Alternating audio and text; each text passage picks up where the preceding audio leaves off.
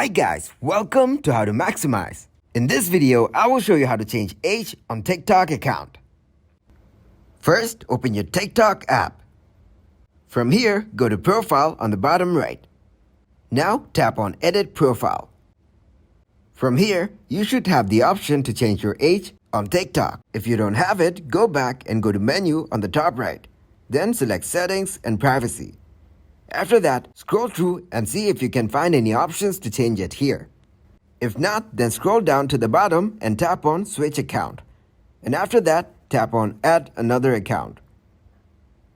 Now, select a platform to open your account with. After that, choose your profile or your email address here.